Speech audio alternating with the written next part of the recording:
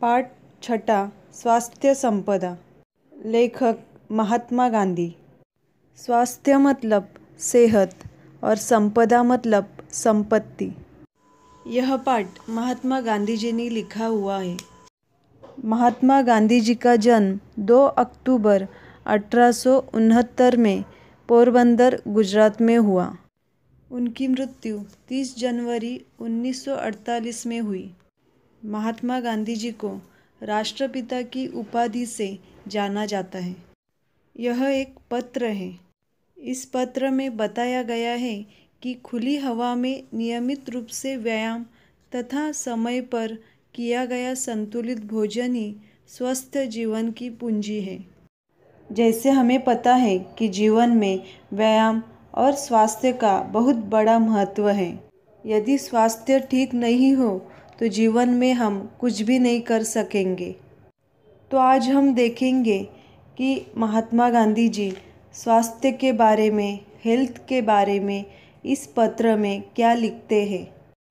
यह पत्र महात्मा गांधी जी ने एरवड़ा मंदिर से 8 नवंबर 1932 में चिरंजीव जमनालाल को लिखा है। अब हम पत्र पढ़ेंगे। तुम्हारा पत्र अभी मेरे हाथ लगा, सुना और उसका जवाब लिख रहा हूँ। तुम चाहते हो वे सब आशीर्वाद टोकरियों में भर तुम्हारे जन्म दिवस पर तुम्हें मिले। तुम्हारे स्वास्थ्य के संबंध में सब कुछ जानने के बाद भी जो विचार मैंने बताए हैं उन पर मैं स्वयं दृढ़ हूँ। तुमको अपने खर्च से भोजन प्राप्त करने की छुट्टी मिल सके तो उसे प्राप्त करने में कोई दोष नहीं समझता। शरीर को एक अमानत समझकर यथासंभव उसकी रक्षा करना रक्षक का धर्म है। मौज मजे के लिए गुड़ की एक डली भी न मांगो न लो, परंतु औषधि के तौर पर महंगे से महंगे अंगूर भी मिल सके तो प्राप्त करने में कोई बुराई नहीं दिखाई देती। इसलिए ऐसे भोजन को ग्रहण करने में उद्वेग की आवश्यकता नहीं। ऐसी स्थिति में दूसरों को भी ऐसा खाना खिलाया जा सके तो खिलाना चाहिए। यहाँ पर गांधी जी कह रहे हैं कि शरीर की रक्षा करना रक्षक का धर्म होता है। रक्षक मतलब रक्षा करने वाला। और मौज मजे के लिए जैसे मीठे चीज़ें खाते हैं। हालांकि आज के समय में गुड़ बहुत अच्छा माना जाता है शक्कर की तुलना में। गांधी जी कहते हैं कि अधिक मीठा मत खाओ, लेकिन औषधि के तौर पर अगर हमें कुछ मीठी चीज़ लेनी है तो महंगे से महंगे अंगूर भी क्यों ना हो तो हमें खरीदने चाहिए। उसे खरीदने में कोई बुराई नहीं है, क्योंकि उसका उपयोग हम औषधि के तौर पर कर रहे हैं। और ऐसे भोजन को ग्रहण करने में हमें उद्वेग की आवश्यकता नहीं है। उद्वेग मतलब प्रबलता, एक्साइटमेंट, जोश। ऐसे भोजन को ग्रहण करने में हमें हिचकिचाना भी नहीं चाहिए। ऐसी स्थिति में हमें दूसरों को भी ऐसी चीज़ों के बारे में बताना चाहिए। मेरी दृष्टि में जितने गेहूँ मिलते हैं उतने खाने की ज़रूरत नहीं। गुड़ को बिल्कुल छोड़ देना उचित मानता हूँ। तुम्हारे शरीर को गुड़ की ज़रा भी आवश्यकता नहीं। इसके बदले निर्दोष शुद्ध शहद लेना अधिक अच्छा है। परंतु जब तक मीठे फल मिल सकते हैं उसकी भी ज़रूरत नहीं। दूध की मात्रा बढ़ाना अच्छा है। यहाँ पर गांधी जी कह रहे हैं कि हमारे खाने में जो मीठे मीठे चीज़ें होती हैं जैसे गुड़, तो वो बोल रहे हैं कि गुड़ तो छोड़ दो, उससे अच्छा तो शहद है।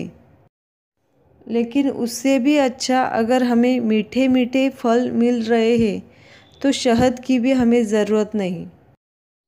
ऐसे गांधी जी के विचार हैं। आगे वो कह रहे हैं कि दूध की मात्रा बढ़ाना बहुत अच्छा है। जैतून के तेल की जगह मक्खन लेते हो यह ठीक ही है। मक्खन में जो विटामिन होते हैं वे जैतून के तेल में नहीं होते। साग में हरी सब्जी होनी चाहिए। आलू वगैरह लगभग रोटी का स्थान लेते हैं। इनमें स्टार्च होता है। तुमको स्टार्च की कम से कम ज़रूरत है और जितनी होगी वह सब गेहूं से पूरी हो जाएगी। मक्खन, दूध काफ़ी है। इसके घटाने बढ़ाने का आधार वजन के ऊपर है। गांधी जी जमनालाल को समझा रहे हैं कि जैतून के तेल की जगह हम मक्खन लेते हैं, यह ठीक है, लेकिन मक्खन में जो विटामिन होते हैं वे जैतून के तेल में नहीं होते। जैतून का तेल मतलब ऑलिव ऑयल। आगे गांधी जी कह रहे हैं कि भोजन में हरी सब्जियां होनी चाहिए। वह कह रहे हैं कि आलू ज़्यादा न खाएं क्योंकि उसमें स्टार्च होता है। स्टार्च हमें गेहूं से मिल जाता है। वो ज़रूरत हमारी गेहूं से पूरी हो जाती है। मक्खन, दूध काफ़ी है। और वो कब लेना है, कितना लेना है, वो आपके वज़न पर निर्भर करता है। वज़न के स्थिर हो जाने तक और हज़म होता रहे तब तक मक्खन की अथवा दूध की या दोनों की मात्रा बढ़ाते जाना चाहिए। तरकारियों में लौकी तथा भिन्न भिन्न प्रकार की सब्जियां, फूल गोभी, पत्ता गोभी, बिना बीज की सेम, बैंगन, इन सब की गिनती अच्छी हरी सब्जियों में होती है। गेहूं का आटा चोकर मिला हुआ होना चाहिए। यदि गेहूं बिल्कुल साफ करके पीसा गया हो तो उसका कोई भी अंश नहीं फेंकना चाहिए। गांधी जी कह रहे हैं कि आपका वज़न कितना है उस पर सब बातें निर्भर करती है, और जैसे हमारा वज़न है वैसे हमें दूध और मक्खन की मात्रा बढ़ाते जाना चाहिए। आगे गांधी जी कह रहे हैं कि तरकारियों में, तरकारी मतलब सब्जियां, तो इन तरकारियों में लौकी तथा भिन्न भिन्न प्रकार की सब्जियां, फूल गोभी, पत्ता गोभी, बिना बीज वाली सेम, बैंगन, इन सब की गिनती अच्छी हरी सब्जियों में होती है। इनका हमें ग्रहण करना चाहिए। गेहूं को पीसने के बाद उसका जो चोकर होता है, चोकर मतलब पिसे हुए अन्न को चालने पर बचे हुए छिलके, उस चोकर को हम फेंक देते हैं। तो हमें वो चोकर फेंकना नहीं चाहिए क्योंकि उसमें भी बहुत सारे अच्छे अंश होते हैं।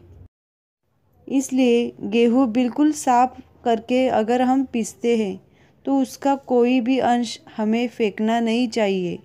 गेहूं का आटा चोकर मिला हुआ होना चाहिए, ऐसा गांधी जी का कहना है। फल में ताज़े अंगूर, मौसम्बी, संतरा, अनार, सेब, अनानास लेने योग्य है। फल जो होते हैं वो हमारे स्वास्थ्य के लिए बहुत आवश्यक होते हैं। इसलिए हमें कभी भी फल खाने से इनकार नहीं करना चाहिए। जितने फल खाएंगे उतना हमारे शरीर के लिए अच्छा होता है। आजकल जो प्रयोग अमेरिका में हो रहे हैं उससे मालूम होता है कि एक ही साथ बहुत सी चीज़ें नहीं मिला देनी चाहिए।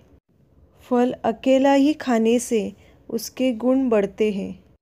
भूखे पेट खाना तो सर्वोत्तम है। अंग्रेजी में कहावत भी है कि सुबह का फल सोना और दोपहर का चांदी है। इसलिए पहला खाना अकेले फल का होना चाहिए। गांधी जी ने फलों का इतना महत्व यहाँ पे बताया है कि वो कह रहे हैं, अमेरिका में कुछ रिसर्च हुआ है, कुछ संशोधन हुआ है, उसमें भी यह बताया गया है कि फल जो होते हैं उनका हमारे स्वास्थ्य के लिए अधिक महत्व होता है। और ये फल हमें सुबह के समय खाने चाहिए क्योंकि सुबह खाया हुआ फल वो सर्वोत्तम होता है, सोने जैसा होता है, ऐसा कहा गया है, और दोपहर का चांदी होता है। इस प्रकार गांधी जी ने फलों का महत्व यहाँ पे बताया है। क्या तुम सुबह गर्म पानी पीते हो? सुबह गर्म पानी पियो तो हर्ज नहीं।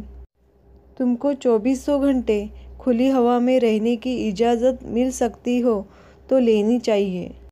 वो कह रहे हैं कि खुली हवा का भी अपना महत्व होता है। खुली हवा में टहलना चाहिए, घूमना चाहिए, क्योंकि इससे स्वास्थ्य अच्छा रहता है। गांधी जी कह रहे हैं कि सुबह गर्म पानी पीना चाहिए और खुली हवा में टहलना चाहिए। खुली हवा में रोज़ धीरे धीरे प्राणायाम कर सको तो अच्छा है।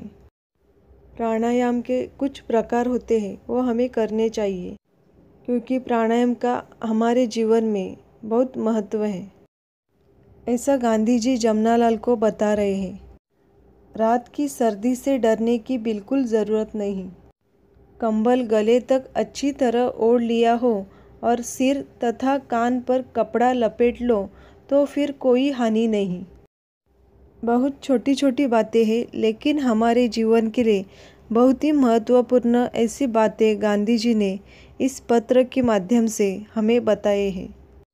24 घंटे शुद्ध से शुद्ध हवा श्वास के लिए फेफड़ों में जाए, यह अति आवश्यक है। सुबह की धूप सहन हो सके तो इस तरह शरीर को खुली हवा में जितना खुला रख सको उतना रखना चाहिए। माधव जी की गाड़ी तो ठीक चल रही है। वहाँ जो साथी रहते हो और जो आवे सो हम तीनों का यथायोग्य आशीर्वाद पावे। बापू के आशीर्वाद। गांधी जी कह रहे हैं कि 24 घंटे शुद्ध हवा हमारे फेफड़ों में, लंग्स में जानी चाहिए और यह अति आवश्यक है। सुबह की धूप सहन हो सको तो शरीर को खुली हवा में जितना रख सकते हैं उतना रखना चाहिए। आगे वो कह रहे हैं कि माधव जी का सब कुछ ठीक ठाक चल रहा है और वो कह रहे हैं कि जो साथी, जो लोग आवे वहाँ पर जहाँ बापू जी हैं, सो हम तीनों का यथायोग्य आशीर्वाद पाएंगे। इस प्रकार गांधी जी ने जमनालाल को बहुत महत्वपूर्ण बातें बताई हैं।